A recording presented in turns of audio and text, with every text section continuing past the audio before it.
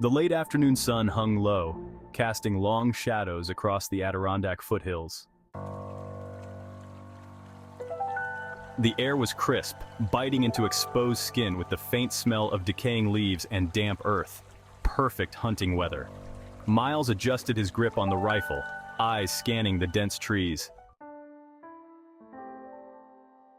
It was his third season here, and he'd spent enough time to know when the forest spoke, you listened. Then he heard it, a faint crackle of leaves, subtle but unmistakable. Heart pounding, Miles turned, eyes narrowing on a thicket to his left.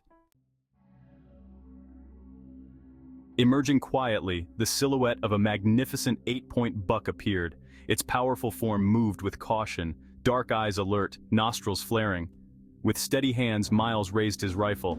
The buck froze, staring right at him, almost as if it sensed what was about to happen. Miles held his breath, squeezed the trigger, and the shot rang out, echoing through the trees. The buck staggered, then bolted into the brush. As Miles approached, he noticed a trail of blood. A promising sign, but the fading light complicated things. Following carefully, he trailed the blood path deeper into the wilderness. The sun dipped below the horizon, and shadows crept across the forest floor. The thought of finding his prize kept him going, but he could feel the forest changing. In the encroaching dark, every sound grew sharper. Then, a chilling howl pierced the silence. Coyotes. Instinct told him they'd already caught the scent of blood. They were out there, stalking the same prey he was.